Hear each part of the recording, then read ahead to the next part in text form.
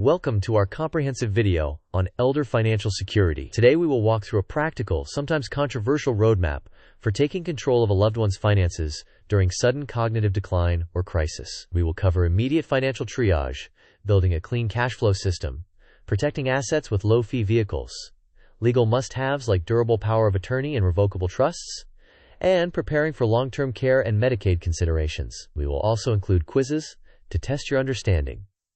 Let's begin. Here is our agenda. First, we will set expectations with a critical disclaimer and scope. Next, we will handle immediate triage to eliminate high-interest debt. Then we will structure a clean, transparent cash flow system. After that, we will focus on asset preservation using conservative, low-fee vehicles. We will then cover required legal instruments such as durable power of attorney and revocable trusts. Following that, we will address long-term care planning and Medicaid considerations. We will test your understanding with quick quizzes and close with key takeaways and next steps. Before we proceed, this content is for education only. It is not legal, tax, medical, or personalized financial advice. Every situation is unique. Laws, Medicaid rules, and tax regulations vary by jurisdiction and change over time. You must consult an elder law attorney, tax professional, and fiduciary financial advisor before taking action. Now, with that in mind, let's transition into crisis triage. First, perform financial triage. If there is high-interest debt, such as $15,000 in credit card balances, eliminate it immediately using idle cash reserves, especially when reserves exceed hundreds of thousands of dollars earning low yields. This prevents unnecessary interest from eroding the estate. Next, freeze new discretionary spending until a written plan is in place. Then, inventory every account, autopay, and bill due date. Finally, centralize access by securing passwords and statements, and enable alerts for unusual activity. With the immediate bleeding stopped, let's move to a clean cash flow system. To create clarity, open a joint management account that is used solely for recurring costs. Automate bill payments for the roughly $1,000 monthly overhead from this account. Route the total monthly income, approximately $3,000 from pension and Social Security, into the primary inbound account, and then transfer $1,000 to the management account to cover the fixed overhead. The remaining roughly $2,000 is reserved for incidentals in a separate spending bucket. Enable alerts for low balances and unusual transactions, and perform weekly reconciliations. Finally, document roles and permissions carefully to avoid commingling and preserve auditability, especially if you will later provide an accounting to other heirs. Now that cash flow is clean, we can focus on preserving assets wisely. This flowchart outlines the journey from a crisis event or cognitive decline to a stable and compliant management process. The path begins with securing access and documents, then addresses any high-interest debt.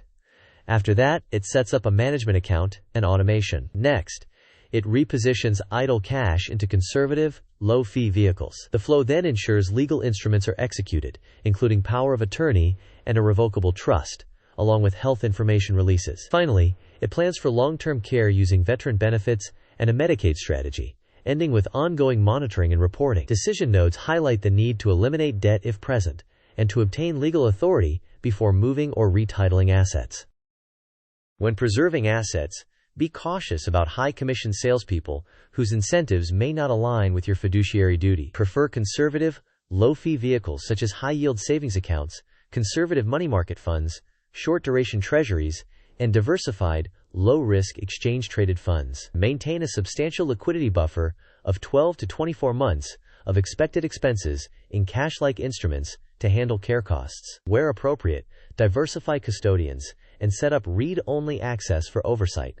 Use a reputable brokerage that offers transparency on fees, strong security features, and investor protections. With assets positioned prudently, you can compare different approaches to see why a fiduciary framework matters. On the left, commission sales models often involve complex products with opaque fees, sales quotas, and conflicts of interest. They may push proprietary funds, include lock-in features, market performance selectively, and minimize discussion of risks. On the right, a fiduciary approach typically relies on low-cost index funds or conservative exchange-traded funds, emphasizes client-first duty, prefers simple and liquid vehicles like high-yield savings, money market funds, and treasuries, illustrates risk with downside scenarios, and provides full transparency around fees and reporting. This contrast explains why a cautious, low-fee, fiduciary-aligned strategy is usually better for elder financial security. This pie chart shows an illustrative conservative allocation for demonstration only: 30% in a high-yield savings account, 30% in a conservative money market fund, 20% in short-duration treasuries, 15% in a broad low-risk exchange-traded fund, and 5% as an immediate cash buffer. This is not a recommendation. It is a conceptual guide to balance liquidity, safety, and modest yield. Actual allocations must be tailored to needs, risk tolerance, tax status, and legal constraints.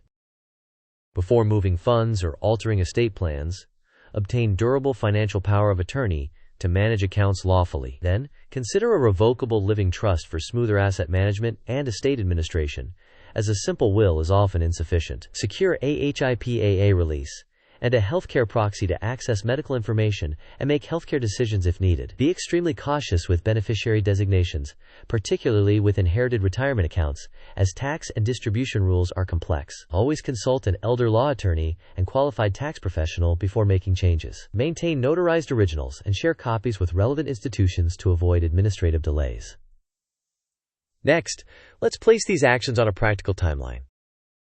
This timeline organizes the first 90 days. In the first 2 weeks, triage high-interest debt, secure access to all accounts, freeze discretionary spending, and schedule an attorney consultation. From days 15 to 45, execute the durable power of attorney and healthcare documents, draft a revocable trust, open the management account, and automate bill payments. From days 46 to 90, reposition idle cash into conservative vehicles, finalize beneficiary reviews alongside an attorney and tax professional, and establish a recurring reporting cadence with alerts for ongoing oversight. This phased approach balances speed with compliance.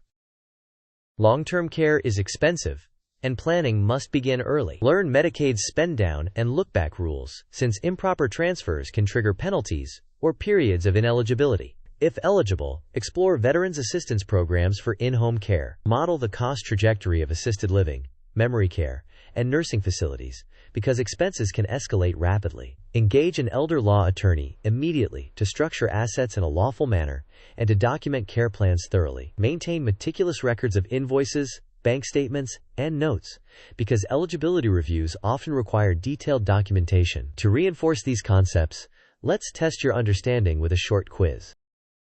Quiz time. The question asks, which action best qualifies as immediate financial triage in a crisis scenario? Option A is opening a brokerage account to buy conservative ETFs. Option B is paying off $15,000 in high-interest credit card debt using idle cash. Option C is changing IRA beneficiaries immediately. Option D is meeting with a realtor to downsize the home. You may pause the video now to think about the answer. We will discuss the correct answer in the next section of the video. The correct answer is Option B. In a crisis, eliminating high-interest credit card debt using idle cash is the most urgent action because it stops unnecessary interest charges. The other options may be appropriate later, but they are not as time-sensitive as preventing further erosion from high-interest debt. Now let's continue with a second quick question. Our second question asks, which legal item is most crucial to have in place before moving funds or altering estate plans? Option A is a simple will only. Option B is a durable financial power of attorney and likely a revocable trust. Option C is a verbal agreement with siblings. Option D is an email from the bank manager. You may pause the video now to consider your answer. We will discuss the correct answer in the next section of the video. The correct answer is Option B. Securing legal authority through a durable financial power of attorney and likely a revocable trust is essential before moving funds or changing estate plans. A simple will alone is not sufficient for day-to-day management, and informal or verbal agreements do not provide lawful authority. With the quizzes complete, let's consolidate the main points. These are the key takeaways.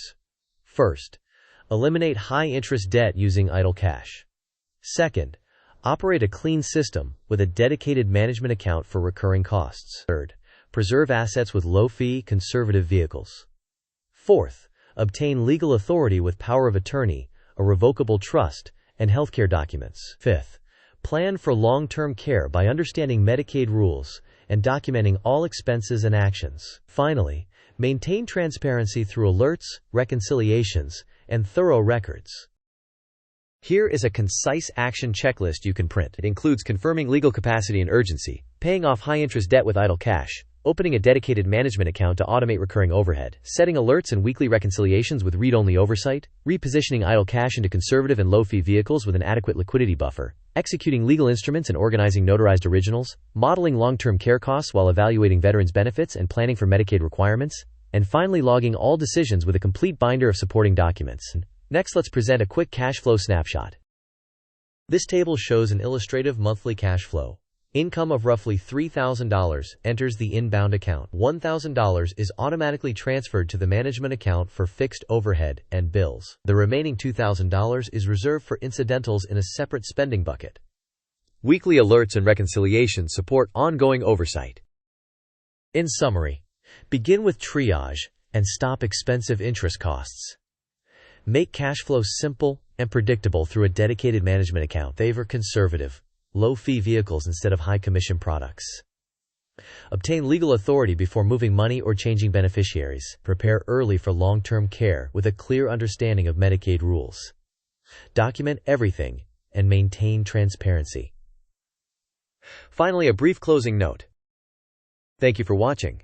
If this helped you navigate a difficult moment, please like the video, share it with your caregiving circle, and subscribe for more practical deep dives. In the comments, tell us what part of elder financial security you want covered next, and share your wins or challenges so others can learn.